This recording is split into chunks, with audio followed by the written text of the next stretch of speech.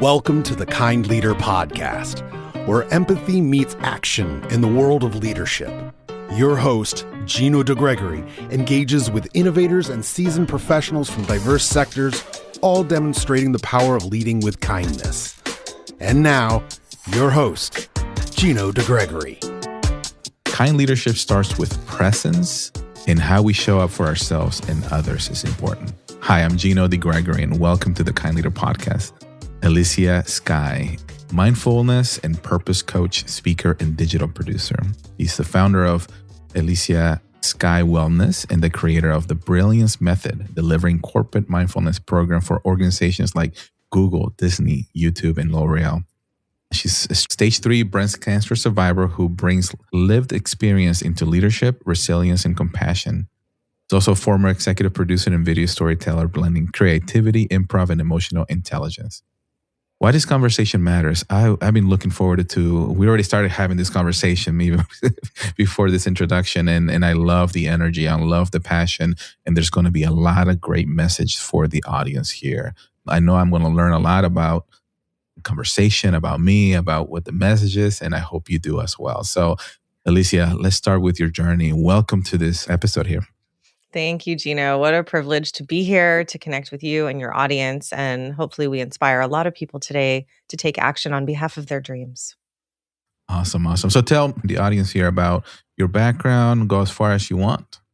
Oh, thank you. Well, I want to theme this around kindness. And I reflect back to, when was I kind? When do I remember being my first moment of truly being kind?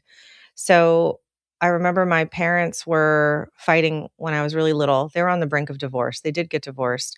And hopefully this doesn't trigger anybody, but I saw my dad slap my mother. It was the only time he ever hit her.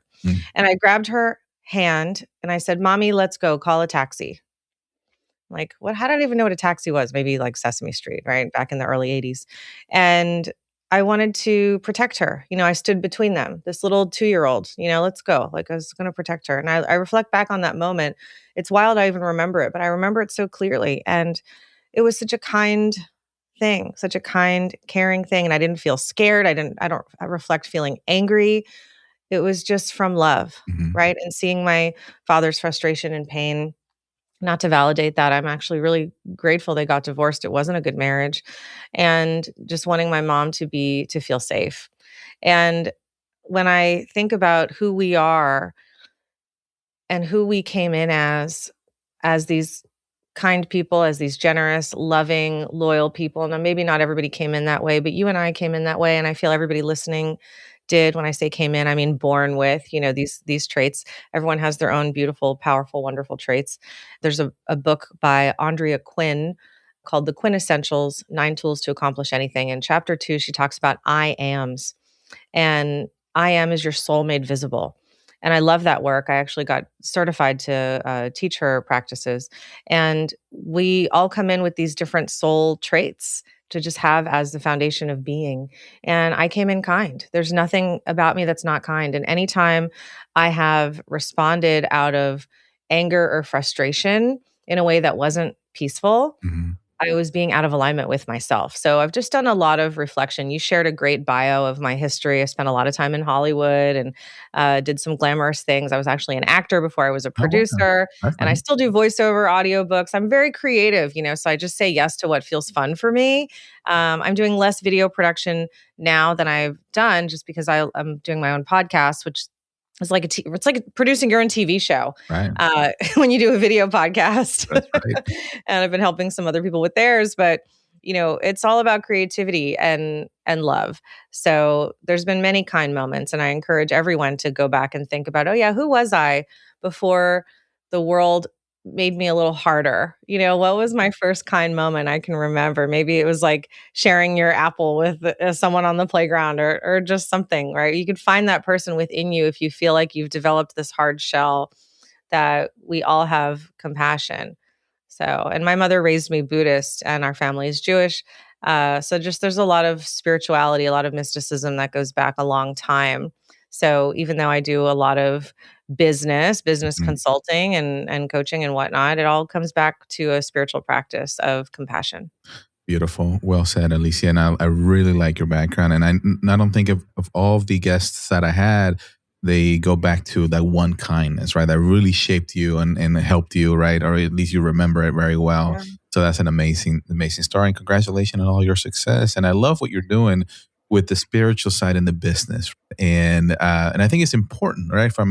People talk about intuition and business, but I think it's also very much spiritual in there as well, right? And not many people know this about me.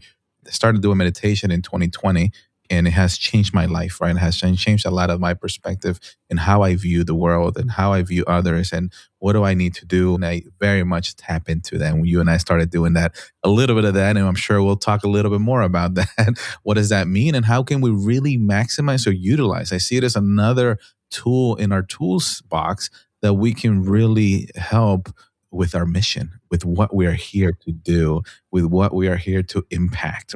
So there's a lot to unpack. I'm excited to get the conversation going. But one question that I love asking my guests is, what does being a kind leader mean to you? Hmm. It's such a great question because I think we should ask ourselves this question every day because it'll shape how we show up that day.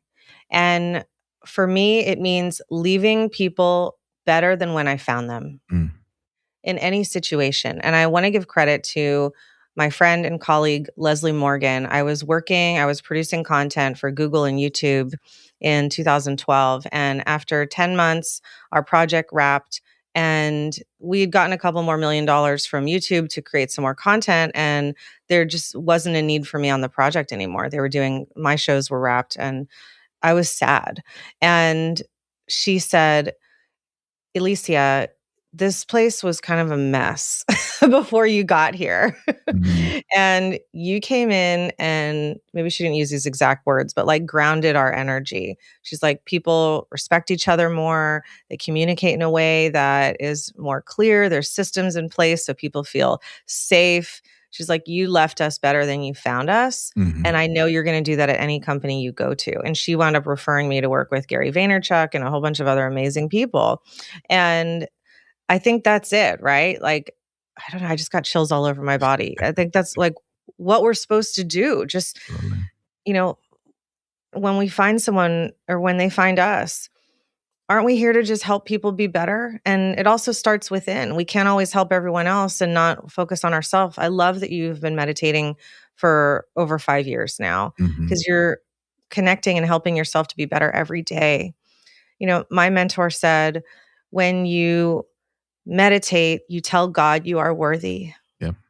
And when you tell God you are worthy, God says, as you wish. I love that. Yeah. Beautiful, beautiful explanation. I love your definition or your description of kind leader, and that resonates well with me. And to your point, it's like we are here to help others, right? That's what I feel, and especially I've been in the business in the tech world mainly, right, for the last 18 years, and you don't see a lot of that. A lot of that environment is very fearful, kind of scarcity mindset where no, I have this, and I'm going to keep it to myself. I'm so transparent and I'm so trusting, right? Until they do something and then okay, I learn my lesson, right? But that Mhm. never changes me. That never changes who I am. I'm always going to be like, I'm going to think for, the best version of themselves. Like I'm working with somebody that I'm going to be continue to help. And my experience so far has been great, right? I mean, obviously there's good days, bad days, being punched in the face, or some great wins, right? But that's just life. That is their journey. And that's what I feel like that's what we're here just to learn. And I think you and I were talking about love, right? I mean, love is such a strong emotion that a lot of people don't talk about. And you can't be feeling like, I feel like love and gratitude kind of have similar, right? Energy, right? Where you can't be in that state at the same time being angry or mad. So just remembering all that stuff. But My husband and I saw something on Instagram that we've implemented in our life now that says when you start an argument, when you're as soon as you realize you're fighting, mhm. just pause and say, "Hey, remember we're best friends." Yeah, that's great. Right. We don't argue very often, but there Yeah. was something around Christmas and we were kind of upset with each other and it was like, and I go, "Hey, Remember we're best friends? And Mm, it just grounded us, yeah. so easily. So Oh, that's beautiful. I'm gonna have to use that. I've been married for 23 years. wow. Yeah, I met my college sweetheart the first week in college, and it was one of those things. As we're getting a little bit spiritual here, we're soulmates, right? And I'm okay saying that, and it's yeah. What does that mean? Happiness all the time? No, we're still humans, right? So we bump into each other sometimes, but for the most part, I love what you said. It's like we're still best friends. Yep. Remember, we're best, no matter what. But anyways, one of the things that I opened the conversation here with presence, right, as the foundation of kind leadership. I would love to understand a little bit more what you mean, your perspective on presence, right? Like, what does that mean, and how can the audience, people, kind of do for within in their environment? Sure. So it's not as complicated as people might think. It's so simple, Gino. Just be here now. And I mean that so specifically. Here we are. We're both at our desks, right? And anyone listening might be on their phone, they might be driving. Whatever you're doing, drop into your body. Just be present, which means you feel the seat under your bottom. You might feel your feet inside your shoes or your socks. If you're wearing glasses, can you remember how they feel on your face? Do you feel your ring on your finger, your watch on your wrist? If you close your eyes, do you notice the light coming in through your eyelids? When I stop speaking, can you tune into the silence or the ambiance of sound between my words? You notice your own heartbeat or your breath. Here we go. Right. And we could do that in any moment. And let's say we're in the middle of a meeting or about to walk into a meeting or sign on for a meeting or something feels like a lot of pressure or it could even just feel really exciting, right? And we want to drop in and be present so that we can remember and say all the things we wanted to say. And all we simply need to do is just pause and drop into our body, even as simple as I'm going to notice this breath coming in. Feel it. Notice this breath coming out. Yeah. And just be. And I'll often do a little thing in my workshops where I'll say, okay, can you feel the skin between your fingers right now? We've got this, right? Maybe we were aquatic beings once. I don't know. We've got this little bit of webbing, Oh, yeah. right? And if you tune into it, can you actually feel that skin between your fingers? Kind of hard to do. A lot of people say, no, I really can't. But if you focus on it enough, you can kind of tune into the energy there. Yeah. You I can do the feel it. same thing with your toes. Can you feel the skin between your big toe and your second toe? Oh, yeah. It's Maybe. like, what is she making me do? But well, like, look, we have chakras all over our body. We have these energy centers. They get so excited when we pay attention to them. We often don't notice them. And we walk on our feet, we shove them in socks and shoes. We're just saying thank you just by noticing, just Yeah. by being present with ourselves or someone else or a situation or our pets. We're just saying thank you, going back to gratitude, right? As something being connected to love. So presence is just love. It's a pause in the moment to remember who we are. We are love. Yeah. We are not separate from love. People say, well, what is God? God is love. Yeah. Beautiful. So where are we? In love, because Mhm. love is everywhere. Wow. I never heard it from that perspective. That's beautiful. The other thing I love hearing when I talk to people about presence and or being in the present moment is, a lot of challenges right now with anxiety or depression. The way I see it is anxiety is all about the future, trying to decipher the future, the unknowns, right? Like so stressed, like what's going to happen, right? And people are living in that, and that gives them the stress they have. And then people with depression, they're reliving the past. They stay in the past. So I love when we take a moment and be in the present now to appreciate what we have right now, right? And appreciate that, like we're breathing, right? And we don't have to think about that. Our heart is beating and we don't have to think about that, right? So, That's right. and it's like, oh wow, everything is there. And now you start shifting from that. And I got a 13-year-old who is a very anxious individual, and I'm continue to work with him every day just because he's one of those, everything needs to be perfect. Perfection is what he's looking for. And that's such an anxiety mind, because if it's not, then you start going into like, I'm not good enough. Why am I doing this? Right. And that kind of stuff. So I'm working with him to try to get into that present moment. It's hard, but we'll get there eventually. That's right. Well, perfection, and I feel like I'm a recovering perfectionist as well.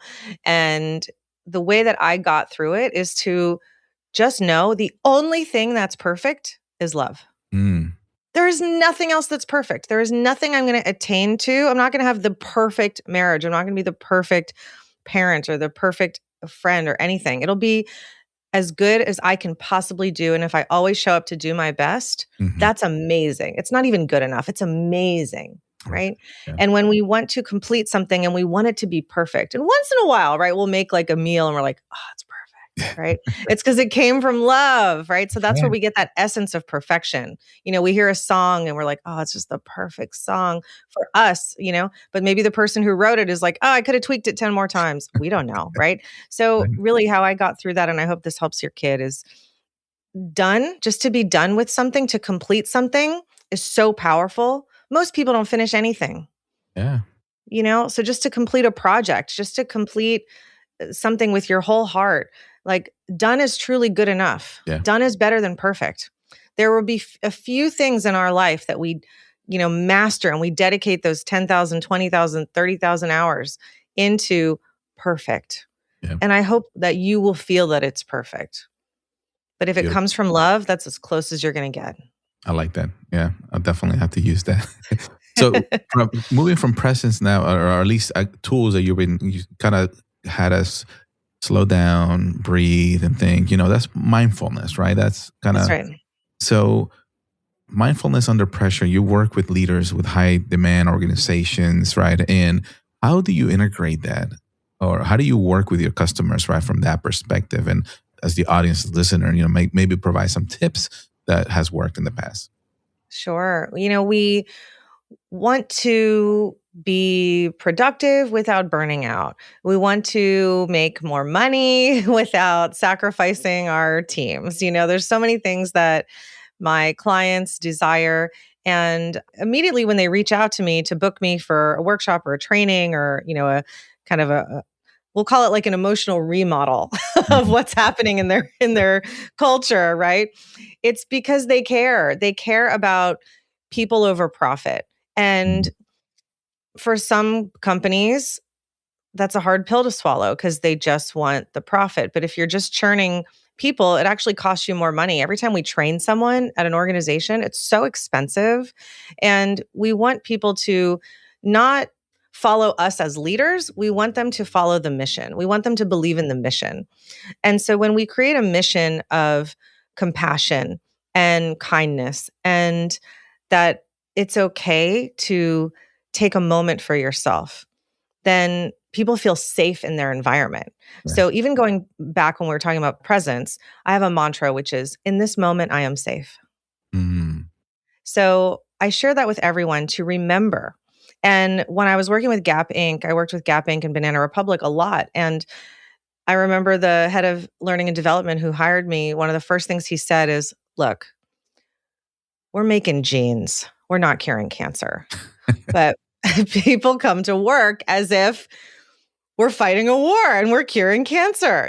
Look, and it's important. We have a lot of people to employ. They have 80,000 employees around the world. Like at the time, it was a lot, so it's important to do what we do and hit our deadlines and all of that. But why are people sacrificing their health and well-being because they're so scared to not do something perfect, to miss a deadline, to quote unquote get in trouble, Mm. right? And it's like Yeah. we come to work with the mindset of a 5-year-old who's going to get yelled at, and that's not Wow. the environment that they cultivated or anyone else that I've worked with. So it's like, where does this come from? It comes from something inside of us. It comes from something internally, and so I work with my clients to create their own internal safety. And of course, talking to leadership and HR of what is allowed, what is a true emergency? What is it that when you're at your kid's soccer game, you actually have to answer the phone and leave the stands? Right. And it's so few and far between. I taught a workshop yesterday, and I asked the woman who hired me for the workshop. We're on in front of everyone. And I said, Kayla, what's a true emergency? Right? We're talking to everybody about it can be answered tomorrow. You can turn on your autoresponder.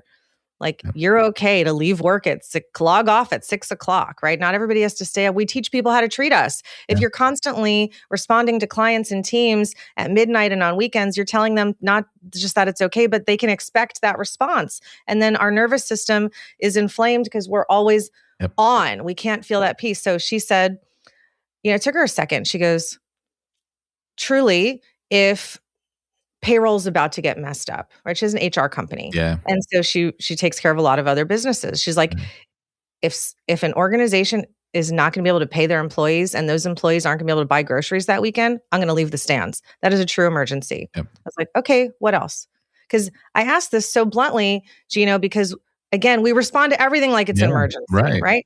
What else? And she goes, okay, if there's an active shooter, if there's an active shooter at the office, or ICE shows up, right? Yep. If there's something like that going on, true emergency. Obviously, call 911. But there's protocols put in place for them to be able to help as much as possible. And she goes, those are really the only three things I'd leave the stands for. Yeah. No, I agree. That's great. I love that because that you're defining the boundaries of what's going to help you really detach, right? Like leave work, right? You don't. Yep. Everything will be there tomorrow, except for maybe 1-2 things that if it comes up, go ahead and take it, and it's okay. Everything else, can wait. It's true. And employees might be surprised that their team leaders or managers or the owner of the company is okay with that. They're like, wait, like I don't have to respond at 6 a.m. as I'm driving. It's like, no, you actually don't. Like, unless it's these three things, no, like drive safe, live your life. We want you to show up rested so that you can be even more productive. When we meditate, and I do a lot of meditation, it's not as, when I presented to certain corporations, it's not presented from a very deeply spiritual place. I present it from a scientific place, and I talk about how it affects the brain and everything else. Nice. So, but when we meditate, when we take care of ourselves from food and water, and we feel loved and our basic needs are met, we can actually relax. And when we are peaceful and present, we're actually more productive. And then what happens? The company makes more money. So don't you want more peaceful employees, not people who are panicking all the time and then having to use PTO for sick days because they're having panic attacks? I think so. Yeah, absolutely. No, that's beautiful. Beautiful. One thing I want to go into after the mindfulness here is the spiritual side. And that's a topic that maybe I had one person or maybe two throughout my this is my 78th episode. Awesome. But I want to go in a little bit on that. Like, how did it get started for you and how do you integrate that or deploy that as part of your kind of from a business perspective? Well, I think if anyone is going to hire me or invite me on their show, they do quite a minimal amount of research and you kind of know what you're getting, right? I lean a little woo-woo, as they say now. But I also, having an acting background, I know when you have an audition, you know what to leave outside the room, right? So like I was saying about certain organizations, they don't want me to use the word God. They don't want me to talk about, don't say spirit or even, everyone's okay with universe. Everyone can kind of get on board with that. So I just tell everyone to stay open. So, but are you asking where did it begin? Yeah, I'm just curious from your background, right? And then as you started evolving, right, your journey through that, what made you, okay, this is something that I think I can take into the business world, right? Yeah. Because okay. Yeah, because I've been doing that internally, right, with my own company. And, we use the word universe too, and kind of when I meditate or messages that I'm getting or whatever. I mean, outside of this and outside of this conversation, if somebody listens to it, it's like, what's going on with that guy, man? Just because they don't understand, right? But I'm curious on your background and what you're doing now with businesses with that. Sure. So this is a really fun question because I had to have my own almost like coming out as a spiritualist. Because I was scared that people weren't going to hire me if I was talking about the things I talk about on my podcast. Because, I bring in astrologers and mediums, and then I bring in, people who run Fortune 500 companies. They're like, what is this mix of things? But it's all connected, right? Yeah, so I mentioned a little bit about growing up. My mother was very, very spiritual. We would play energy games when I was a kid, and she was learning hypnotherapy and massage therapy. So I grew up in a very holistic environment, an environment that nurtured spiritual practices, creativity. We would go to, in South Florida, where I'm from, originally, we would go to do these Japanese tea ceremonies and meditate. And it was, and if you've ever been present to a tea ceremony, it's all so mindful in every single thing that you do, how you pour it and taking your shoes off and the kimono you wear and how you open the rice, just all of it, right? Yeah. So I learned to be present. And when I was acting in LA and I was bartending, and then I got cancer. We're jumping. But bartending wasn't it for me anymore. Right. It wasn't a situation where, okay, I've got this evening job, so I have my days free for auditions, because I was going through cancer treatments and all this other stuff. So this is kind of a funny left turn. My father and grandfather owned a wedding officiant business in Florida. So they were non-denominational ministers and they would officiate weddings. And my grandfather did more traditional weddings and my dad did like wacky weddings, like underwater scuba wedding, parachute wedding, let's marry two poodles, like weird stuff. So I observed all of it and was like, I can be a minister. I love love. Yeah. And what does it take to get ordained? It's actually very simple, but I took it very seriously. And I got ordained and I was like, I'm going to go more the traditional route like my grandfather. And I started marrying people nights and weekends. Okay. Okay. So there's a connection point here. So my sister was the one who actually she was a wedding photographer, and one of her, she had a client who their officiant didn't show up. I don't know if they got stuck on the freeway or something. So she had to call my dad and say, how do I do the ceremony? Because nobody here can do it. Right. So she called me and said, I don't ever want to be in that situation again. I know you want to get out of bartending. Let's get you ordained. Like, okay. And what a beautiful gift. Long story longer, jump ahead in the future. I've officiated over 1,000 weddings. Oh my goodness. Wow. A lot, right? Yeah. Nights, weekends, elopements, especially in California when Prop 8 was getting overturned. It was like, go to the courthouse. Let's marry as many gay people as we can in case it gets abolished again, Yeah. So just like we did a lot with some legal stuff and just to make things really great for a lot of people. And, love is love. And that's where I stand on it. So in officiating all these weddings, I asked everybody to drop in, get really present. This is one of the most special moments of your entire life. They say your wedding day, holding your baby for the first time. Those are some moments that really stand out. So, Gino, when you think about your wedding day, there's moments that you remember that are really sharp, right? Yeah. Can you name one of them? Yeah, I actually played the saxophone for my wife at my wedding. So nice. Of course you did. You're such a badass. So part of the reason why you remember that so clearly is because there was a lot of present moment, being, and emotion happening before. You probably remember practicing a little bit, and then when you surprised her, and then looking around, you remember the weight of the saxophone in your hand, and you see the photos of you in your suit, your tux wearing, doing it. So the reason we remember, and everyone listening, if you think back to any memory you have, even if it was just eating your dinner yesterday, the reason you remember it is because you were dropped in. And when we think, oh wow, life moves so fast. Yeah. Why does life move fast? Life doesn't move fast for everybody, but it does for people who are distracted, who are not dropped in. So as I was officiating these weddings, I thought, oh my gosh, I don't want people to not remember their wedding day. Yeah. And I don't know why it was just so important for me. I want you to remember this day. So I would take everyone through a mindfulness meditation that I just created before we walked down the aisle. And that is what led me to doing corporate speaking. Because the head of learning and development at Banana Republic, I did his wedding. He said it was his second marriage. And he said, I remember every moment of my wedding. Wow. Yeah. He goes, can you bring that to Banana? Can you bring that to VR and help everyone drop in and be present? And I was like, sure, we could do that. And he's like, great. I want you to teach a mindfulness seminar. And I was like, I got you. And I hung up and I Googled, what is mindfulness? No shit, I did. Because I grew up, for me, it was just being Zen. Yeah, That's what my yeah, mom yeah. taught me, right? Just being Natural. Zen. Yeah. I was like, oh, okay, John Kabat-Zinn, and so like then I was like, oh, okay, this is just what I do, but now there's like a name for it. Yeah. So cool. So then I got a mindfulness certification and all the things, and it kind of went off from there. But that's essentially how I started to bring the spiritual side in because it came from weddings. Gotcha. And then I just kind of gently nudged, but going back to the coming out of the closet piece, if we have another minute on this or Yeah. so. So when the pandemic hit, and I wasn't doing a lot of corporate speaking. Everything went to Zoom, but people's budgets got cut. It was a rough year for anyone who did corporate speaking and workshops Yeah. and presentations. And I thought, you know what? Now's the time for me to just go all in and open my own coaching practice as Right. well. Nice. And for me, I kind of blur the lines with coaching and consulting. Like I'm just here to be a guide, right? Yeah.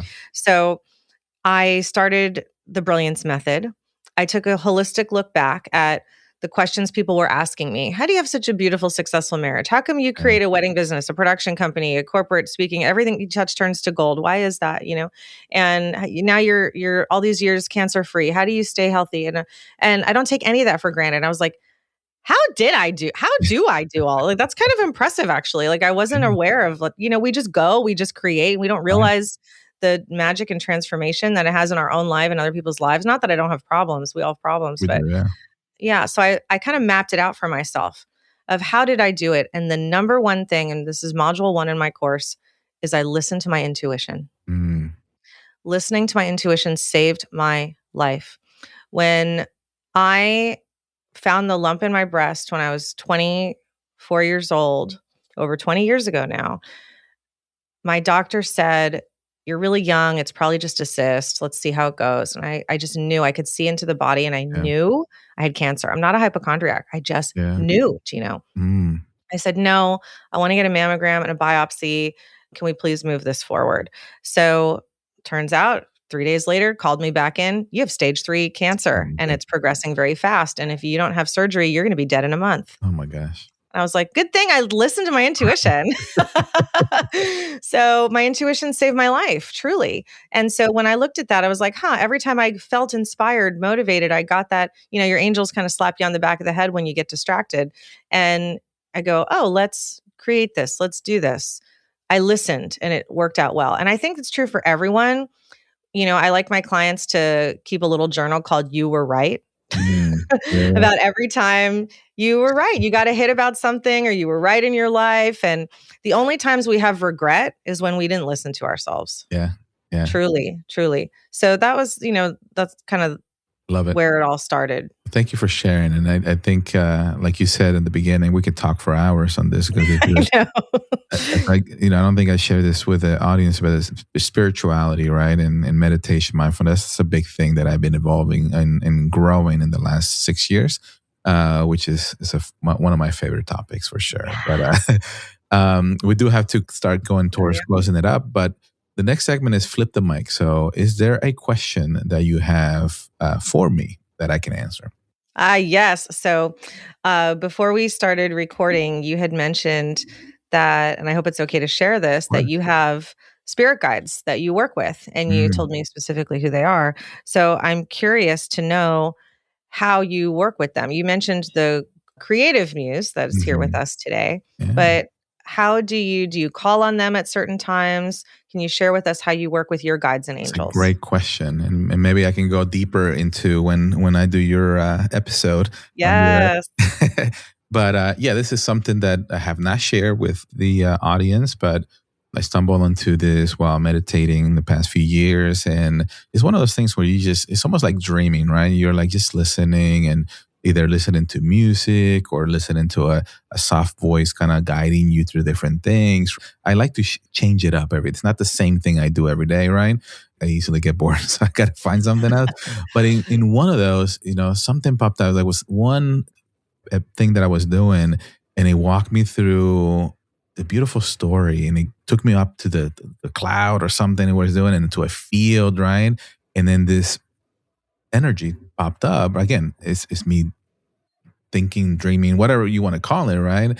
And the presence was so beautiful. And it was this kind of Caroline, or actually it was just a beautiful presence first. And then I started naming, like, oh, this popped up, right? And it was like kind of here to provide that creativity. And that's what I love doing this podcast, right?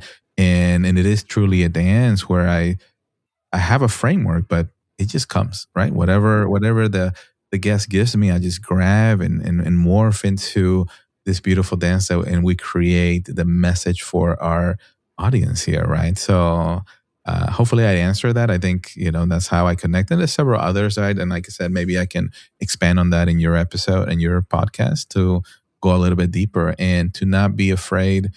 It's just an experience, right? It's maybe on the little woo-woo side, but it's just an experience, just like anything else. Maybe people are afraid of the unknown. What is that, But the reality is, I truly believe that we're here for a reason. We're here to impact folks and help each other at the end of the day, driving with love, right? And a lot of that is due to how we feel right now in the presence and the gratitude that we have. And I truly believe that I was brought here to make an impact. And that's one of the main reasons I'm doing this podcast, to share to especially the business world, that you can lead businesses, you can grow businesses through kindness. There's nothing wrong with that. You have to put accountability next to it, right? You still got to do the things to help structure. But coming back to some of the things that you were saying, people over profit, it's very important, very important. So that's a long way of answering your question, but I think I am looking forward to our conversation and your podcast. I'm already plugging it in. So that's beautiful. 80% of people consider themselves spiritual, not religious. So, there's more room than people think to get into the spirit side of what is happening. And it's why I've found that the majority of my clients welcome conversations like this at their workshops. Absolutely. Because people resonate. It gives them, there's a little bit of faith that inspires them to actually do better, be kinder. And it's easier to connect with that. Beautiful. So. All right, we'll go into the rapid fire questions here, some insights. All right, what's one daily practice every leader should try? Meditation. 100%. And if you're not sure how to start, just Google breathing meditation. Just sit and breathe and be. I have some meditations on my YouTube channel. You can always reach out to me if you're like, hey, how do I start? But it's just about being. It's not about getting it perfect. It's not about not having thoughts. You're going to have thoughts. You're going to get distracted. Set a timer, breathe, and be. Truly. Nice. What's a belief leaders need to let go of to be more present? A belief that leaders need to let go of to be more present is that they always have to take care of everybody. I have a saying in my business, which is be the lighthouse, not the lifesaver. Ooh, a lighthouse is a tall, sturdy structure that is anchored into the ground with this beautiful beacon of light that is shining out. And if someone is suffering, struggling, needs help, they find their way to the port, they get there, they get up on the sand, you helped them get there. If you're a lifesaver, then what are you? You're a styrofoam ring or, a helicopter dropping down or whatever. You're going into that cold, dark ocean of people screaming and there's sharks and it's scary. And then what do they do on that lifesaver? They pull you under the ocean with them. And then how do you make any traction? Hold your ground. Let them come to you. And it's hard for people like us who are generous. We want to be helpful. Right. We want to go into the ocean. So unless you are a lifeguard or an ambulance driver, that is not your paramedic, that is not your job. Okay? Or a doctor, I guess, right? Beautiful. So just be the lighthouse, not the lifesaver. Beautiful. If you could have coffee with a person that's here with us or no longer with us, who would it be and why? Well, there's so many people. You would think I would say my mother who passed away, but I feel like I spend a lot of time with her even now. But I just finished reading Into the Magic Shop by Dr. James Doty. And he worked with the Dalai Lama and created these, centers for compassion and through Stanford and all this stuff. And after reading that book, I have so many questions for him and he did so much beautiful work. And so he's on the top of my list with someone I want to talk to. And I only just found out that he passed away. And after I read his book, I was like, I want him to come on my podcast. Like, I have so many questions for him. So I want to talk to him. So if you haven't read that book or heard of him or heard of his work, look up Dr. James Doty. I'm just so obsessed with what he's doing right now. Beautiful. Thank you. You answered 2 questions there. You answered the question plus a book you gave us, so that's great. Thank you very much. You're welcome. Awesome. Those great questions. I saw that we have so to our audience, I'm just going to share if this conversation resonated with you, please share this episode with someone who's trying to lead with be more present, maybe more spiritual, with that open with a heart, right? Love, right? That's how we grow this community in our mission and what we're all about. I mean, there's so many nuggets here that Elysia, you've provided. I'm writing them down, right? Like people over profit. In the moment, I am safe. I love that, right? Be the lighthouse, you just said, not the lifesaver. Leave people better than when you found them, right? That was a big one for me. And a lot of great nuggets, a lot of great conversation here. Before we close out, where can our audience find you? Just my name, ElysiaSkye.com, ELYSIA. There's an E at the end of Skye, SKYE. If you do ElysiaSkye.com/podcast, or you just go to YouTube, Apple, Spotify, you'll find the Brilliance Method. And through ElysiaSkye.com, it links to my Instagram. I like hanging out there a lot. I mean, of course, that could change depending on what happens in the world whenever you're finding this episode, but Instagram, YouTube, all my socials are my name, Elysia Skye. And that's where you can book me for speaking gigs, workshops, or work with me privately if I'm available to do so. Awesome. Any final thoughts here that you want to leave the audience with? Well, you'd said earlier about gratitude and love, right? And then they're kind of the same thing. So yes, I want people to realize there's really only 2 emotions. There's love and fear. And everything that feels positive is under love. Gratitude, joy, happiness, peace, kindness, it's all an action of love. And anything else that's the opposite, jealousy, anger, resentment, scarcity, it's all under fear. Yeah. So we have the choice in every moment to choose from love or from fear. So if you're having a hard time making a decision or listening to your intuition, you simply just ask yourself, am I making a choice from love or fear? And what's the loving choice? How can I be more loving to myself and others? Don't make choices out of fear. Love it. That's my motto too. I love that. Thank you, Elysia, for such an amazing conversations, insights. And one thing I want to say, I feel your energy and such a beautiful, beautiful energy and light. You talk about lighthouse, and keep doing what you're doing. You're doing amazing. You're impacting so many lives, right? You are here for a reason, and I love it. I love everything that you stand for and the message and the impact you're making. So thank you for being here with us. Thank you. I reflect that. I received that, and I reflect it so deeply back to you, and I can't wait to have you on my show. Awesome. Well, thank you for our listeners. Thank you for another episode for the Kind Leader Podcast. And remember, be kind and bring value, rise together. Have an amazing day.